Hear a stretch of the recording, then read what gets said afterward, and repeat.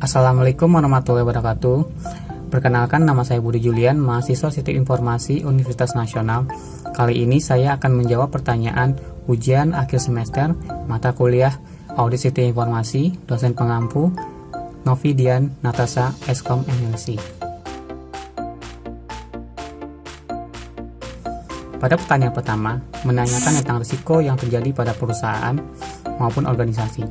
Risiko yang terjadi pada perusahaan biasanya itu terjadi pada risiko keuangan, risiko yang mempunyai finansial yang memiliki dampak yang sangat besar pada kinerja dan jalannya perusahaan. Risiko ini berupa piutang macet, perubahan suku bunga, dan tukaran nilai rupiah. Kedua ada risiko pasar. Risiko ini terjadi pada perubahan perusahaan yang pada produk konsumsi yang terjadi pada masyarakat. Risiko ketiga ada risiko alam, yaitu risiko yang tidak tahu akan kapan terjadinya.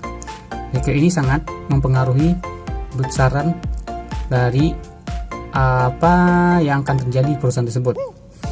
Bencana berupa bencana, banjir, longsor, maupun gempa bumi.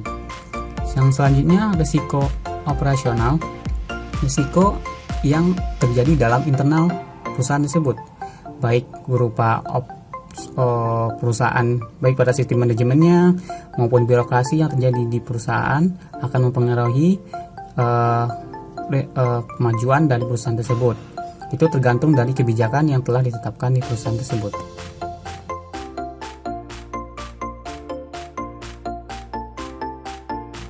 Pertanyaan nomor 2 mengenai langkah-langkah mengaudit sistem operasi Windows. Pertanyaan nomor 2 mengenai bagaimana langkah-langkah mengaudit sistem operasi Windows. Yang pertama, menentukan apakah server menjalankan wireless yang tersedia pada perusahaan. Kedua, apakah server tersebut menjalankan program antivirus yang disediakan oleh perusahaan. Ketiga, menentukan apakah semua part itu tersetujui dan terpasang pada manajemen server tersebut. Selanjutnya, tinjau evaluasi prosedur yang akan membuat akun pengguna untuk memastikan bahwa akun hanya disediakan oleh perusahaan tersebut. Yang selanjutnya, tinjau mengevaluasi proses untuk memastikan bahwa akun itu dapat dinonaktifkan tepat waktu.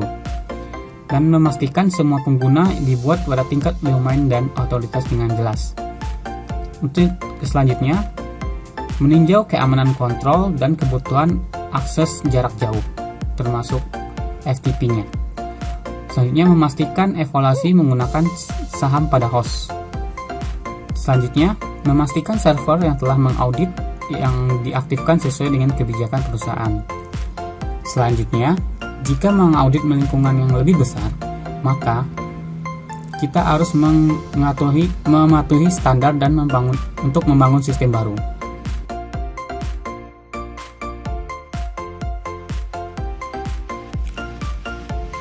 Pertanyaan nomor 3 mengenai jelaskan istilah berikut: routers, switch, dan firewall. Pertama ada switch, yaitu sebuah perangkat jaringan yang digunakan untuk menghubungkan perangkat komputer dalam sebuah jaringan. Switch ini memiliki fungsi yaitu sebagai address learning atau sebagai memiliki kemampuan sebagai penyimpan IP MAC address dari perangkat jaringan yang terhubung. Yang kedua ada looping avoidance, yaitu menyaring dan meneruskan paket-paket yang diterima dari alamat MAC address pada sebuah perangkat komputer.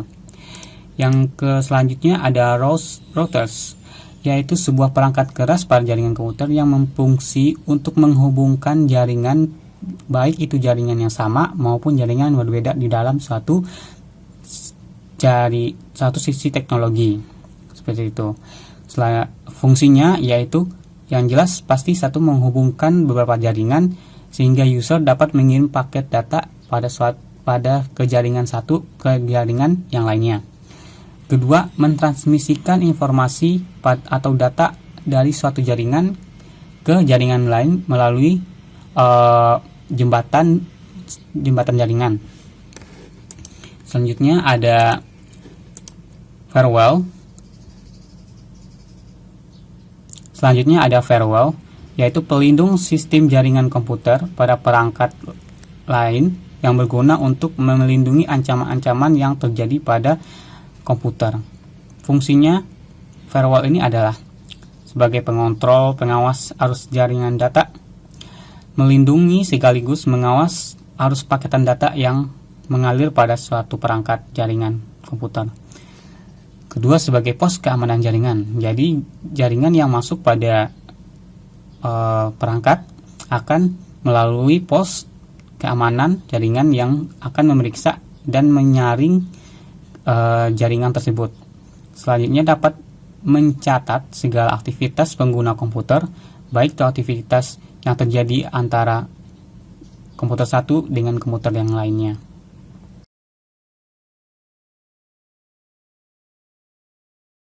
Pertanyaan nomor 4 mengenai langkah-langkah mengaudit database pada aplikasi. Pertama, pastikan bahwa versi database itu terbaru dan didukung oleh vendor. Kedua, pastikan kebijakan prosedur dan mengintegrasi kapan part yang tersedia dan telah terpasang dengan kebijakan manajemen database. Ketiga, tentukan apakah standar yang tersedia pada database tersebut memiliki pengaturan keamanan yang memadai. Keempat, pastikan akses sistem operasi, izin direktori tempat database itu diinstal. Dan tinjau evaluasi prosedur dan membuat akun pengguna dan pastikan dapat dibuat dengan baik. Keenam, pastikan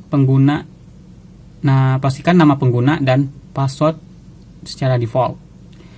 Pastikan password yang itu tidak dinonaktifkan. Selanjutnya, verifikasi izin database yang diberikan dan jangan di-revoke. Tinjau izin database yang diberikan pada setiap user, bahwa izin database itu dapat diberikan secara bebas dan tersimpan.